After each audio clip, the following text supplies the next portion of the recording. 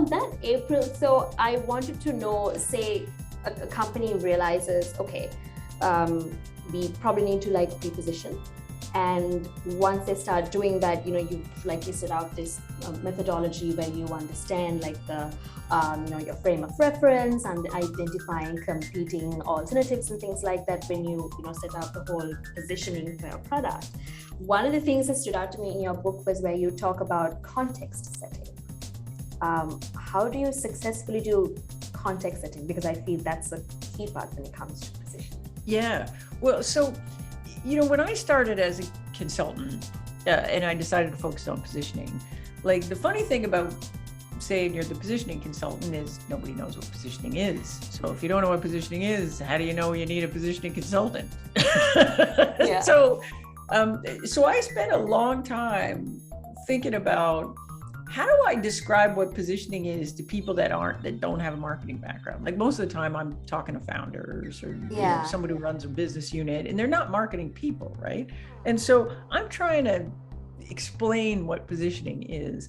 And so the best explanation I've come up with so far is this idea of saying that positioning is like context setting. So it's like context setting for products. And so I give the analogy of like, if you encounter something for the first time and you don't know what it's all about, you'll look for clues in the context, right? So there's a couple examples in my book, but one of the examples is the famous experiment with Joshua Bell playing the violin in the subway. So this was this experiment by the Washington Post, and they wanted to see like if we took a really professional musician and had them play like a street performer in front of the subway, would anybody notice and would they make more money?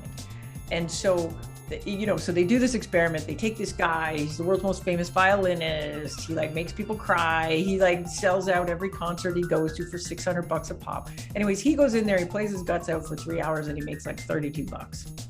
And so you're like, what happened? Like what happened? And the understanding of it was that, he was undone by his context. Like he's there in a baseball cap, he's standing beside the garbage can, people are expecting a street performer, and they like that guy in the wrong context. We can't see him, we can't hear him, we do not appreciate that product because it's all out of context.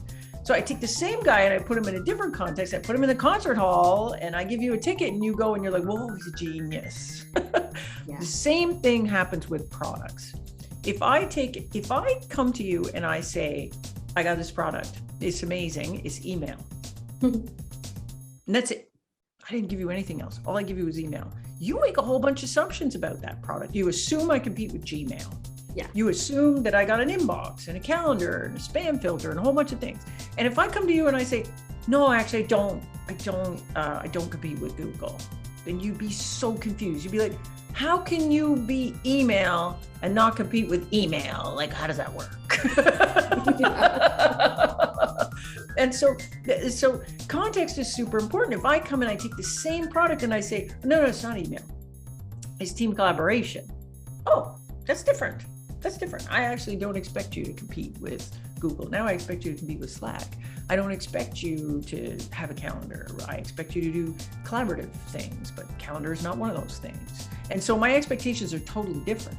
So positioning in a market actually helps people understand what you're all about as a starting point. I walk up to you and say, I'm a database. And you're like, whoa, databases. I got a bunch of assumptions about databases.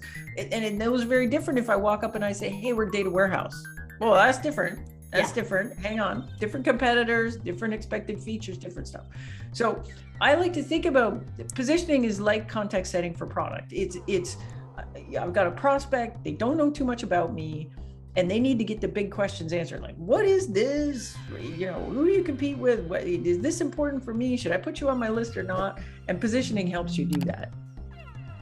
In that whole process, April, I wanted to know, especially when you kind of figure out that whole market frame of reference, I also see that there are a lot of conversations about, how you can maybe create a category for yourself. This category creation is sometimes how you can put yourself out there in the map. Is it always a wise thing to do, or at which point, or what are like the signs for a company to realize if that's the path they should go, or how do they kind of go about that market? Yeah. So in my opinion, there's lots of different ways to position a product, right? So I can position an existing market and position it in such a way that I'm going to take over the whole market. So that's like saying I'm cola, and that's it. And I've just declared war on Coke, right? Yeah. Like I'm gonna, like I'm cola. Yeah. But most times if you're a startup, you can't do that. If the market exists and it's big, there's a market leader. And, if you're going to go be CRM, you're not going to take out Salesforce on day one, but you could potentially establish a beachhead in a corner of the market that Salesforce doesn't serve very well. So you might be CRM for lawyers or CRM for dry cleaners or something, right?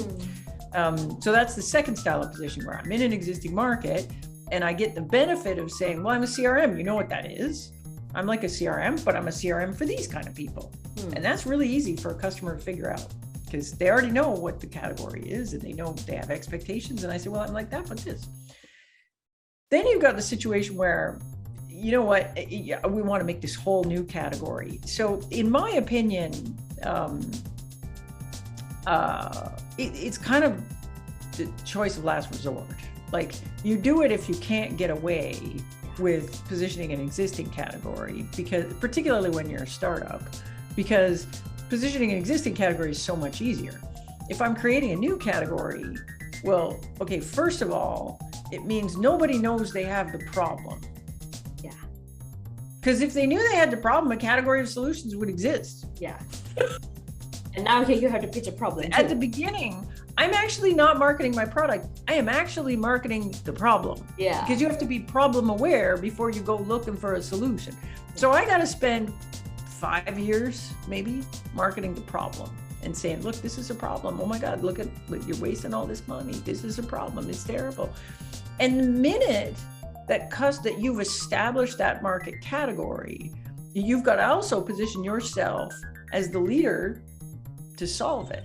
Now, the problem is, if you do a really good job of this and the category does emerge, well, the minute the category is there, but there's not yet a clear market leader, that's a dogfight. Everybody piles into that market, right? That's the exact moment where a very well-funded venture-backed startup could come in and wipe the floor with you, because you've spent the last 5 years trying to make this a thing. You're out of money now. Your investors are grumpy and impatient.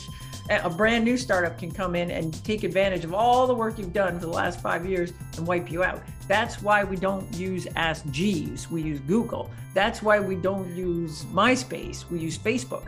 All of the tech companies practically started out in a category that already existed and came in and beat the category creator at their own game. So I think category creation personally is really dangerous. It's difficult to do. You need deep-pocketed, patient investors, and you need to be very careful, because at the moment when it looks like you've successfully created the category, you are very, very open and vulnerable to competition at that moment.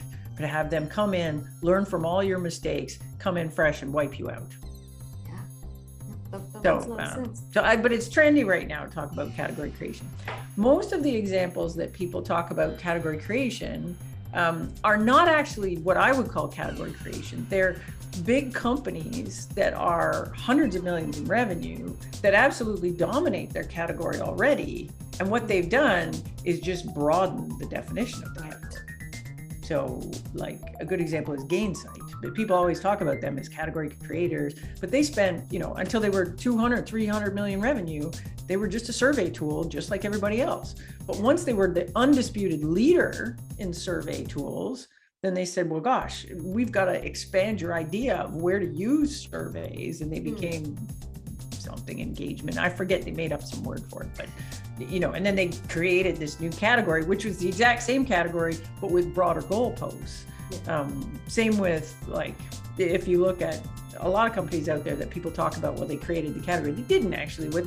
They were a niche play in an existing category up until they were so big, and then they dominated that category. Now they're expanding the addressable market by calling it something different, subsuming some adjacent categories, and making that a play. Okay, cool. That was something that I really wanted to hear out, because I've seen a lot of people, suggesting, saying, no, that's what you should do if you want to kind of stand out. There's like a whole book, I think, written on it. I know, and investors like it, right? Because the investors are often looking at these successful companies that are huge, that have defined these new categories and said, well, you should be that. But everyone's got short memories, right? Yeah. Like people will often tell me Salesforce is an example of this, right? Where they created this category of a SaaS application platform, and it's like, my dude, like until they were 300, like hundreds of millions of revenue, they were a niche play in the CRM space. Not even the leader in the CRM space, a niche play in the CRM space for ages, until they absolutely dominated that category. Then they expanded into other things. Exactly. I think maybe that would be like the stage, for a company to think, okay, maybe now there are no one can touch us now. Zero examples of companies that created the category and then live to reap the rewards. Like there's one example I have in my book, which is Eloqua, which invented the category of marketing automation. But there was a period at that exact moment when the category was created where there was very, very heavy competition. Marketo, for example, was very head-to-head with them, came in later, and then HubSpot piled on after that. And so, things got really competitive at one point in there, and they managed to survive through that and thrive and become a great big company and whatever. But again, it's much more common that the newcomer that comes in, the minute the category has been established but you don't know who the leader is yet, it's much more common that the newcomer comes in, learns from all your mistakes, gets to build a fresh product from scratch, knowing what the market looks like now, and they come in and they beat you, which is Facebook. Yeah, that's true. In this whole process, April, I also wanted to know, okay, so assuming, someone who is already, positioning their product, they go with the other categories that you mentioned for the frame of reference, and they do that. How do you know that, how do you know that your positioning is doing well? I suppose revenue or getting more customers could be one, but what are the other metrics for one to find out that whole exercise was successful? Yeah, so again, because weak positioning affects you all across the funnel, good positioning affects you all across the funnel. And we all know when we look at funnel metrics, the only comparison that really counts is comparison to ourselves.